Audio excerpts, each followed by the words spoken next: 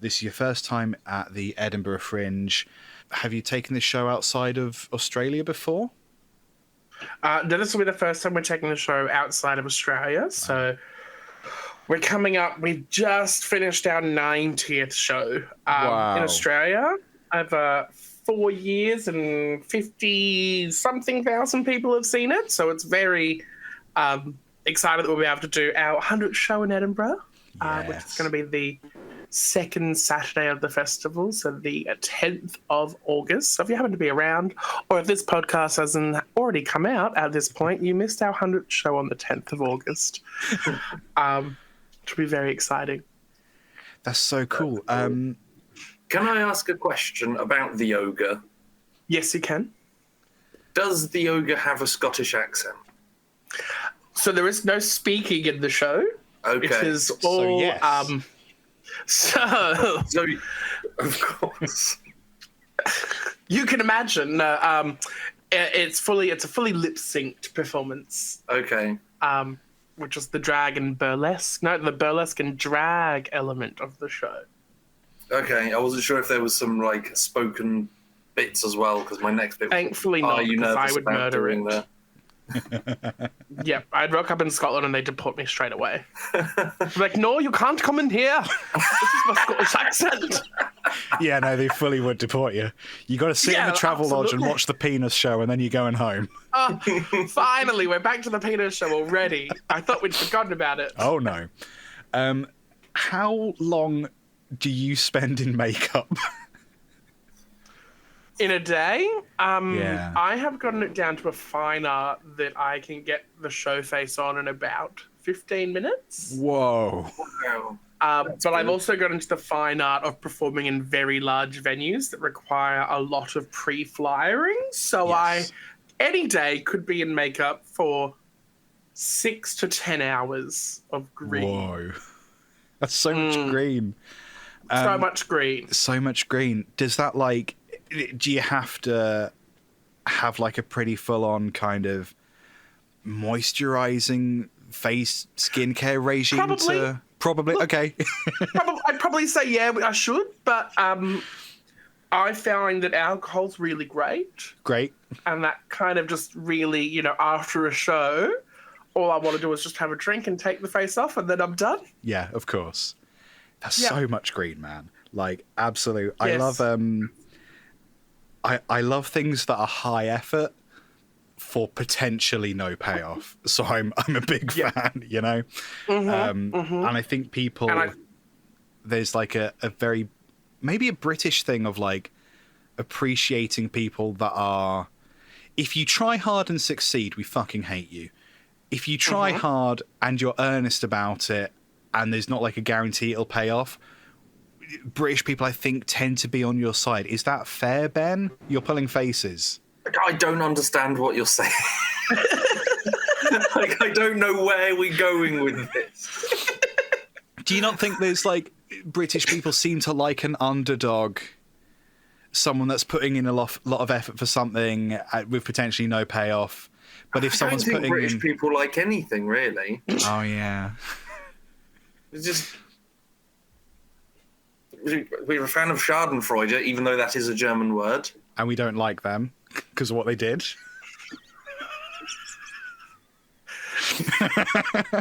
You're necessarily flirting with bad things to say, Liam. Oh, yeah. Stop it.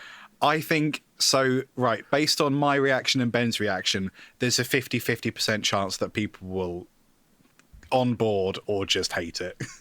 I think it'll be great.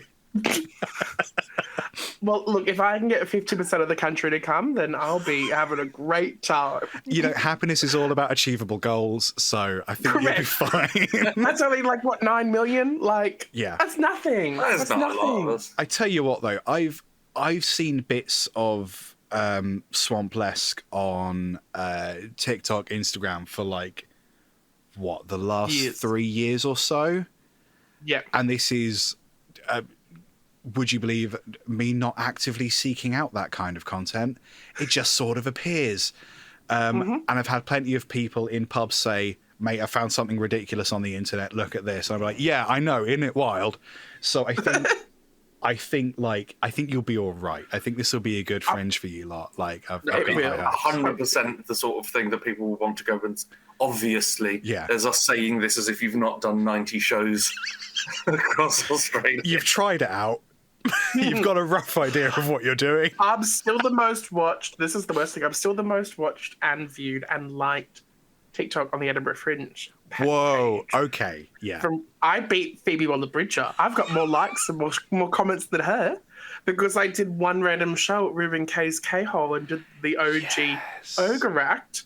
And the Ed Fringe TikTok person was just there and did a whole post. And I was like, this is great. Thank you so much. Damn. Bring me to your festival. Yes. I suppose I better go there now. Yeah. Apparently. Man, you're going to have a great time. It's going to be incredible. I'm going to regretfully not in Edinburgh this year myself, but I've got mates that are going and I'm going to be, see the fucking Ogre show. Don't be, obviously you're seeing the Ogre show.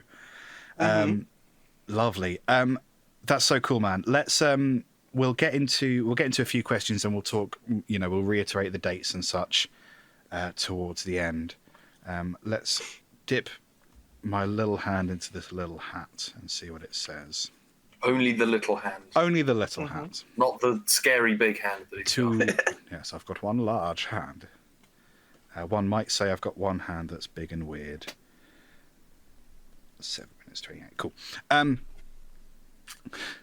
This question doesn't have a sender, so... no first, no last. No first, no last. Mr. or Mrs. Blank. What is the best thing you've seen in the last week? In the last week? That's so specific. What have I done in the last week? I went to go and see Rod Gilbert. And the giant grapefruit, which was his stand-up show about him having cancer. Wow. Overcoming cancer. Okay. But yeah, that was a lot of fun. First time I've seen Rod Gilbert with his sort of mad, chaotic energy, which was still there, which is good. But yeah, the whole comedy show, it's like a couple of hours, is about how he was diagnosed and is going through cancer and dealing with all of that. Whoa, okay. He did start with a disclaimer like, it will get dark, but we're laughing at this, so...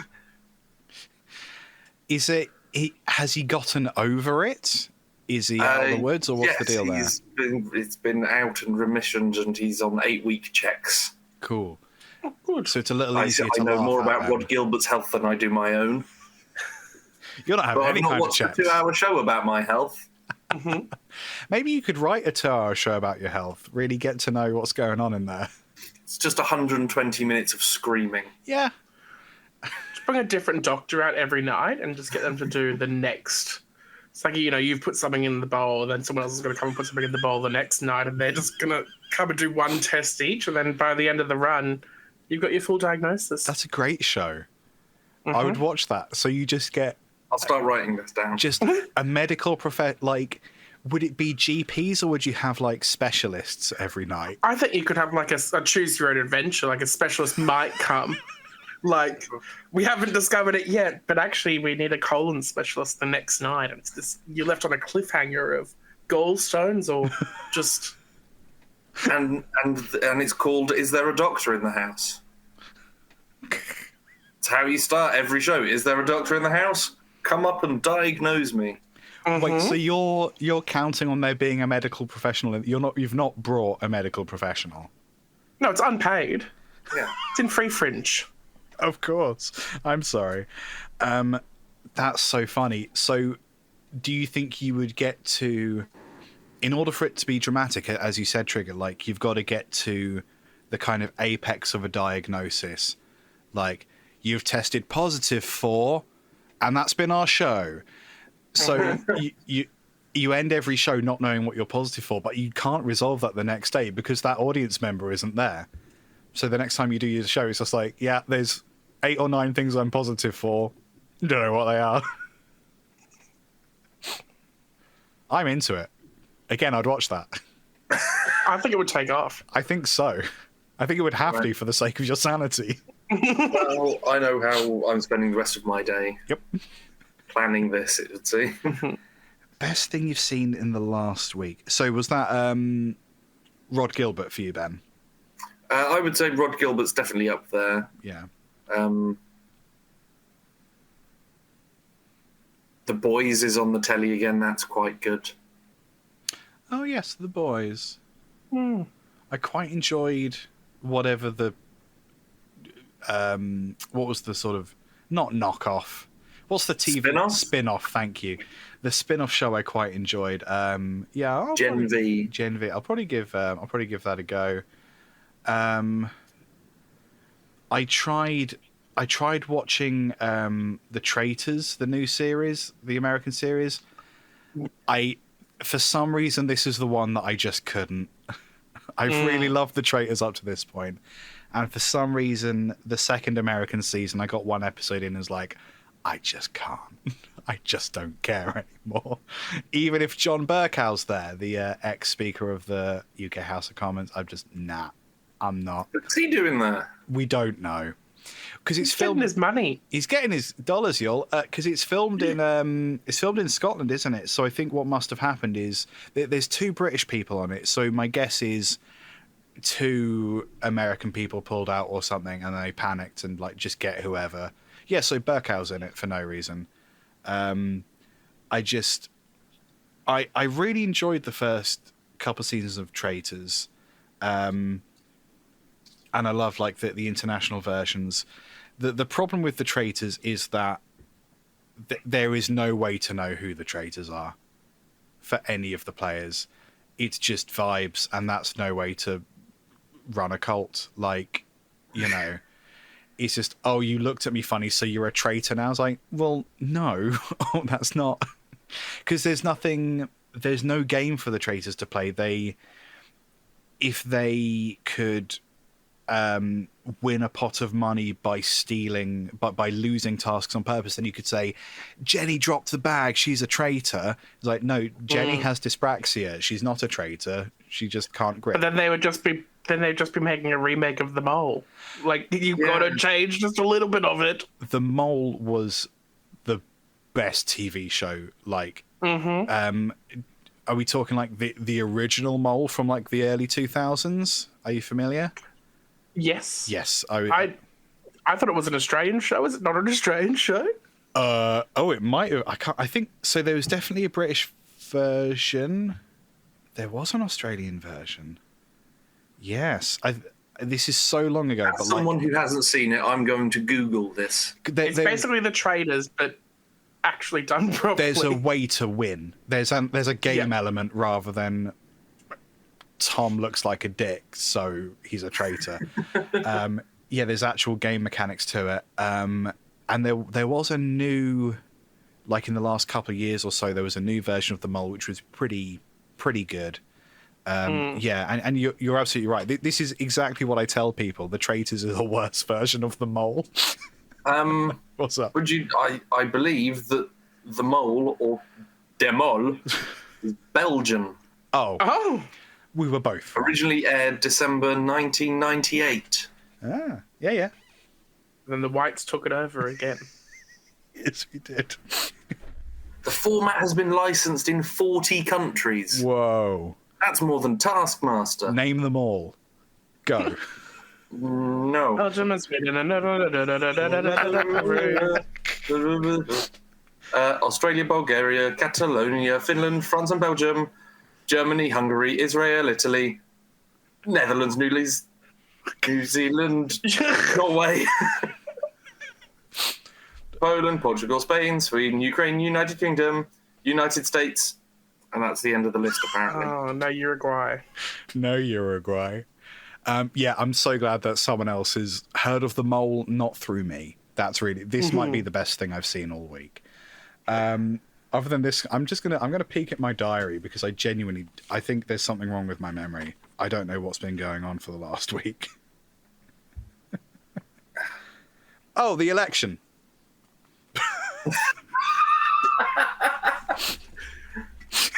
Obviously. Great result. Yep, great result. Yep.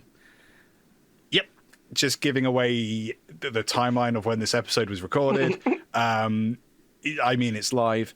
The election result was absolutely hilarious. And I think most of us woke up Friday morning a little bit too scared to look at our phones. And then we did, and it was fine.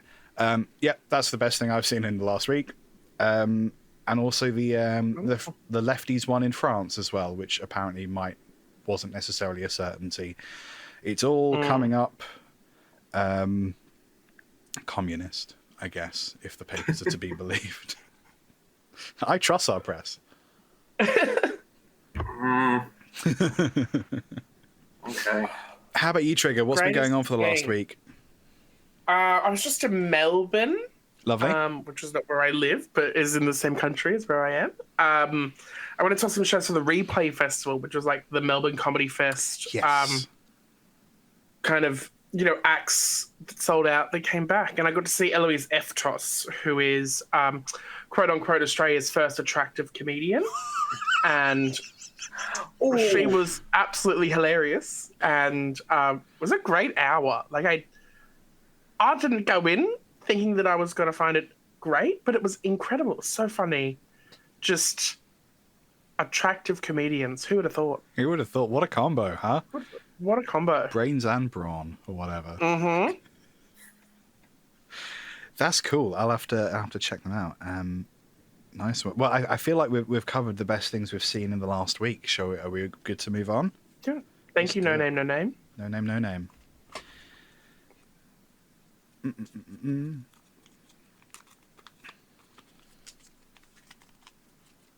Come on. You can do it. Thank you so much for your belief. This is from Dave P. Dave P. Which is nearly a surname. It's the first bit. What is a weird thing you ate as a kid? A weird thing you ate as a kid. Bugs. Bugs, soil. Are we talking like family weird? Timmy's got into the buttons again, or Mum's apricot chicken that was made with fish. Yeah, like that. Which element of the dish was replaced with fish? Was it the chicken or the apricot? Did she fish up a chicken? No, it was apricot fish, which was not a thing. No, that was not. Yikes. I mean, that's a risk if you order it at a fancy restaurant. Yeah. I don't even think you could order apricot fish at a fancy restaurant. I think probably that'd be like stop you. duck à l'orange, but Poisson à la flake à l'orange. Like, no. Grapefruit, please. Apple haddock is my pitch. Apple haddock. We're just combining fish with fruits. It's a fun game for the family. Apricot fish sounds awful.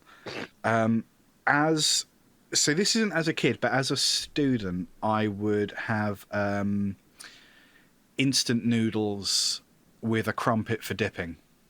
That's not weird. Oh no, the crumpet for dipping's a bit weird. What flavour was the noodles? It would have been like a chicken chow mein. Oriental? Yeah. Like a 3. I love that they're still called Oriental. Like, I don't know if that's an Australian thing, where the flavour is just Oriental, and you're like, oh! Ooh, are we okay? But then implicitly, someone with that ethnic background has labelled the flavour as such, so it's their word, so it's fine. Yeah, I don't know. I don't know who's in charge of product descriptions. So are these like super noodles? Yeah. Like the instant ramen stuff? It's Indomie, which is the sort of non-branded, the non-pot noodle sort of equivalent in the UK. And then, just a crumpet on the side. I went through various growth stages of not cooking the crumpet, so just a raw crumpet, because then it absorbed more of the... Because if it's, I don't know, butter and like a chow mein noodle, there's too many things. But then if it's an uncooked crumpet, it just sort of absorbs the chow mein flavour. You could cook the crumpet and not butter it if the butter's the bit that's you're opposed to. Yeah, but they might deport me if I don't butter a crumpet, Ben. I feel that not buttering a crumpet is the least offensive thing you're doing to it in this situation. So that was how I maintained my marvelous physique as a teenager. As a kid, so this has come up on the show before, but my mum's a vegetarian, but she's like a kind of 70s yoga vegetarian, so doesn't really like so we'd have things like shepherd's pie or lasagna, but they would always be lentil based, and I got to, I think, my late teens sort of just assuming that I didn't like these foods because I didn't like lentils. Never occurred to me one might use, for example, beef in either of those. So I think one of my first sort of long-term girlfriends, I think the only reason that relationship went on as long as it did was because her parents weren't vegetarian. Truly, they held that relationship together. Like, you're only with me for my meat. Yes, obviously, correct. Well done. Let's not put a hat on this, but obviously, like, So yeah, it's strange because it's only the benefit of hindsight that makes me go, okay, maybe the food itself isn't that weird, but the not even realizing that this is a veggie alternative to something that is sort of beloved by a lot of people. That's the weird bit. Other than that, like, I think that's probably the weirdest thing. How about you, Trigger? Other than the apricot fish, we used to, my mother used to trick us a lot with what we would be eating that we wouldn't always know necessarily. And she got on a craze of cooking a certain type of red meat and replacing all of the red meat in our house with this specific red meat that you normally wouldn't go, yeah, that works great. Yeah, let's do that. That we ended up finding out that we just kept eating kangaroo every night. And like a kangaroo spag bowl and a kangaroo beef burger. And she just loved kangaroo but refused to tell us that we would be eating kangaroo. But was it because it's very lean. It's a very lean meat kangaroo. Yeah. Was it because like she didn't want to upset you and you thought kangaroos were cute, or was it just we've got all these kangaroos hanging about, we need to sort this out? We're just going to kill them outside. No, I think because she knew that if she told us that we're eating kangaroo, we wouldn't eat it. Right, okay. But then it would just be like, ha-ha, you've been eating kangaroo. Gotcha. Like, it was Christmas Day. It was literally the end of Christmas Day after like a couple of years. And she was like, did you know that you had kangaroo for lunch? And then we all went, that was Skippy? Oh. Skippy the bush lasagna. Yeah. Wow. But no, other than that, we just had a lot of like casseroles. I don't know if casseroles are a big thing in the UK, but just like a sausage casserole. Yes. Why? Silverside. I have it's had like this. a stew, but not. But sausages, but also not. Yeah. We put this in a tray and cooked it. Basically, Casserole. just that with water and some curry powder, and you've got a casserole. Like this isn't a thing that we should be eating. I've never really examined the idea of a sausage casserole, but it is absolutely unhinged. Yeah. We have I think we have like it boil in the bag casserole. Is this right, Ben? Like, have you seen these? It's essentially a bin liner full of vegetables and like spices. You shove a meat in it and boiling water in the oven, and then you've got a sack of casserole.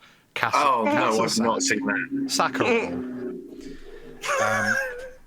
I've seen the pouches where it's just the mystery powder, and it's like, put all the veg in this, put some water in that, bang your sausages in, sprinkle this on, and then that's dinner. Just add potatoes and sausages, and you've got a sausage casserole in 40 minutes. Yeah, it's that I've not seen this make into bag. can get that with like to roast a chicken as well. Just fucking shove a bird in here and go away. Like, yeah, but do you know what the roast in the bag chickens? Yeah. One of the first steps on some of them, take the chicken out of the bag. oh, don't I can't even. So it's with not that. in the bag. Yeah, It's just chicken. you sometimes get an extra layer of skin on the chicken because you forgot to remove the bag, and now you've got plastic in you. Well done. It's absolutely fair that we're bullied for our cuisine, Ben. I can't defend it.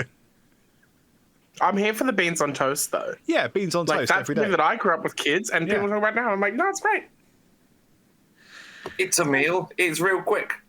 It's one of your 5 sources of beans every day. Like, you gotta. I mean, I don't think Fine. that it's necessarily the British cuisine that's bad. It's the people that make it at home that don't put any salt or pepper. Because I always got annoyed when people were like, oh, British food is rubbish. None of them can cook. I was like, I can fucking cook. Mm. And I've tried loads of foods that's tasted good.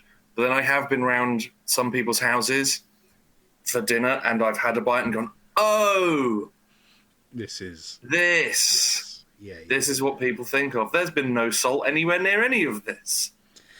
Yeah,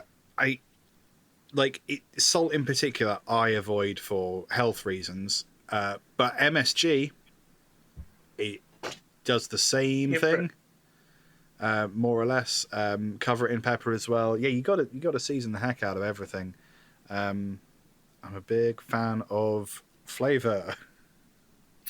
I used to very microwave interested. toffee crisps when I was small. You used to put salt on toffee crisps. Microwave. Oh. Going back to the weird food things, just microwave one of those for 30 seconds, and then it goes all bubbly and hot. And just eat it with a spoon and burn your mouth on the melted caramel. So you're not in the wrapper microwaving it, like just on a plate. No, you take it out because Yeah, okay. it's not microwaving the bag toffee crisps. Sorry, It's not a second layer of toffee. the skin on this toffee crisp is a bit. It is a bit crisp, yes. I like that. That's wild. I also used to make a lot of cakes when I was a small boy, and I would insist on putting breakfast cereal in them. In the batter. Yeah, like corn pops or Cocoa Pops, that sort of thing. But then Did it turn out? Yeah. Yeah, it turned out real good because, like, on the top you'd have these extra little crispy caramelizey-esque It's bits, just like a Rice Krispie treat. like that, but in a cake. Okay. But like, doesn't it like absorb the liquid of the cake and kind of just A get little bit, so you'd have like little chewier, sort of like, you know, like how you have cookie dough ice cream, Yeah. or like cookies and like where you have Oreo cookies. Yes. So like you've got a cookie with chunks of Oreo in it. Okay. Yeah. Similar to that, so it would have a bit of texture and a bit of flavour in it. Yeah, I was a Trailblazer. Cereal Heston cake. Blumenthal. Yes. Well, You know, Heston Blumenthal says if you yell at Rice Krispies, they end up in cake. yeah Yeah. That's so. Oh, I no. might cereal cake maverick when I was a boy. cereal cake. When you started talking, I was about to belittle you, but actually, I might go try that. Yeah, don't go mad. Just a few. Don't tell me not to go mad. It's all right. Go mad. I might. Experiment. I just might. Rebel. I can't get over apricot fish. Like, truly, that's. I mean, I'm intrigued as well don't be. because I can't. I can taste those things individually, and then I'm like, I don't see how they combine in Just any imagine way. really overcooked, like, snapper Great. that's Great. just thick and slimy and not tender in an orange and apricot sauce. It's lovely to see that visually you're in no way traumatized by all of this. No, not at all. What would be on the side of this? Like, Rice? I was about to say rice is in my head. Right. Like a basmati rice? Right. Cooked in a rice cooker. Yep. It's kind of like, it's giving, like, you know, Cantonese congee, like that Okay. Yeah. Asian porridge, but not. Like, just terrible. Because I was like, I've seen a picture with a sweet sauce, some fish, and some rice next to it. I can do that. They're both white. Like, fish and chicken are white. That I can just substitute it out. Oh, of course, because it was meant to be chicken, wasn't it? Yes. Okay, yeah. So, because I keep thinking like apricot fish is not a recipe, and yeah, it wasn't. No. Stupid. Absolutely crazy. It's like the episode of Friends where the trifle ends up with beef and peas in the middle of it. A layer of peas. Joey! So... I'm so confused! The pages are stuck together! Chaps, I think... Look, there is a single question left in here. We are at time. Shall we try and lightning round this final question? Does that sound good? It. And then we can wrap up. Because I am a bit of a completionist when it comes to hat things. This one is another anonymous one. Oh. Have you ever given yourself a nickname? Interesting. Now, I guess, do we need to make it clear that a stage name, a performing alias, is not a nickname? What are your thoughts on that, Trigger? I will agree that is not a nickname. I convinced people that my real name was Benji for a few years. Like, don't know why. They were like, I'm just going to call myself Benji. Cool, yeah. It's as good a name as any. That was a nickname? Yeah. That I gave myself? I've had a few nicknames, but they've been given by other people. Though when I was a very small, possibly about 4, I regularly changed my name for like a month or so. Okay. Like I wanted to be, because I think I was watching Peter Pan, the Disney one, and I think I changed my name to Michael for a bit.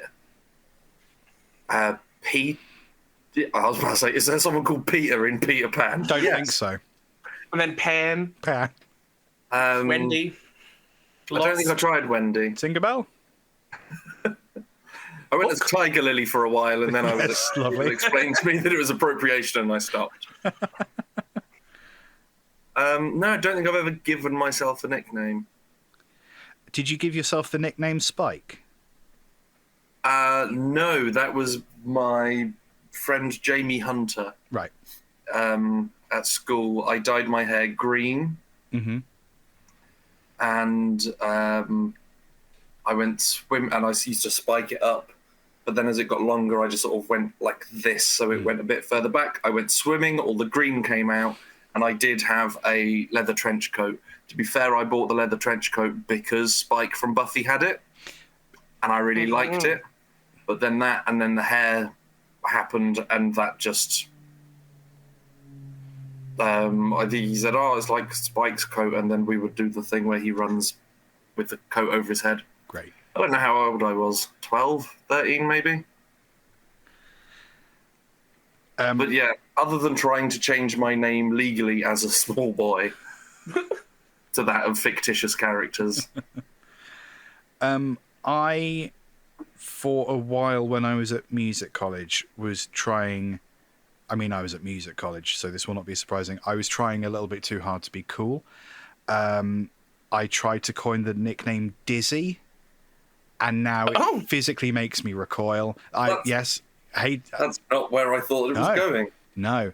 And then I think I introduced myself as that to someone, and then immediately was like, no, this doesn't feel... Call me Dizzy. Okay. I will, sir. I was like, nope, I hate it. Call me Dizzy. Actually, never speak to me again. No. Never address me. I'm going to jump in the river. We'll ignore this. If you see me jump in the river, you don't know my name. Don't tell the papers. My name is Dizzy, for the love of God. Wonderful. Good lightning round, everybody. So yeah, let's wrap up. Let's do one final little plug for Swamplesque. I successfully said it correctly that time. Well done. I looked at it. I didn't panic. I just jumped in. Trigger, yeah. Tell us again, where are you going to be and when with Swamplesque? We are in Edinburgh Fringe for this year, opening August 1st, playing all the way through to August 25th, missing out on 2 Mondays, the 12th and the 19th of August. It's at 10:20 p.m. each and every night at the Assembly Main Hall, just up on the mound near the Mile. Lovely stuff.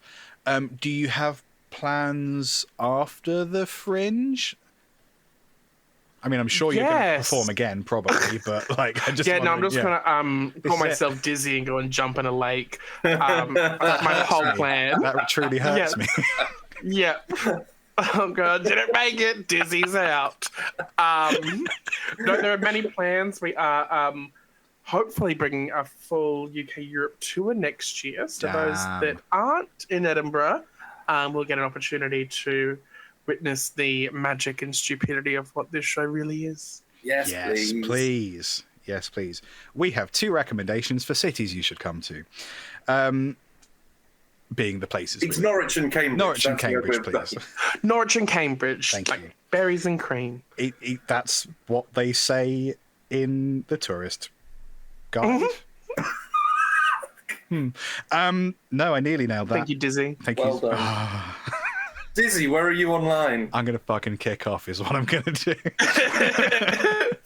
I am at LT Guitarist on all the places one might expect to find someone online. I make music, sometimes serious music, sometimes not so serious music. I have a folk rock EP out now. It's called Kicking and Screaming. It's by Blue Alatar. You'll love it. Trust me. Ben, samesies. I am on Instagram, Spike Pearson. I do some cooking stuff. I just also take pictures and sometimes remember to upload them. I don't know why that's the one that I plug, but it's got the most followers. So yes, there you go. That's truly it. Lovely stuff. The podcast is at Convo Hat Podcast. There's video of the podcast now for some reason. That's a thing that happens. Go find at Convo Hat Podcast on all the usual places. Presumably there's Instagram, social, Threads, Facebook, Bebo for Swamplesque as well. Presumably Bebo. Presumably people search it and find it. Yeah, that's right. At Swamplesque on all major platforms and swamplesque.com for upcoming tour dates. Lovely stuff. Nice one. I have 4 titles to choose from. Yes. Copy 4. Choose drowning in titles. Positively. Choose your own medical professional. That feels like advice more than... Yes. Is there a doctor in the house?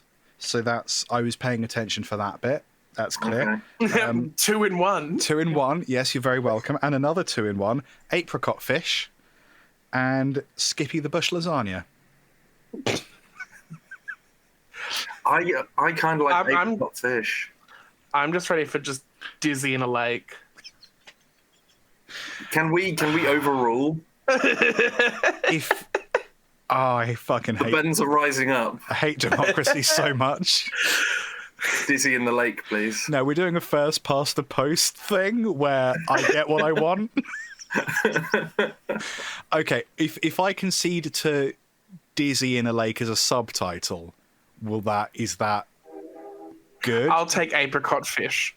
As long as it's got a question mark at the end of the sentence. Absolutely Apricot fine. Fish, question mark, Dizzy in the lake. Yeah, that's good. Trigger, thank you so much for your time. This has been an absolute blast. Thank you so much for having me. You're so welcome, mate. We sincerely, good luck in Edinburgh. Gutted we don't get to be there in person. Definitely going to come and see the... Oh, man. See the show if you do a UK tour. Yeah, 1,000%. Any venues. Yes. Any producers and venues listening, available for purchase. Nice one. Yes, thanks again. And good luck up in Edinburgh. Thank you so much. Thanks for having me. Yay. Thanks for joining. Thank you for joining, listener pod babies.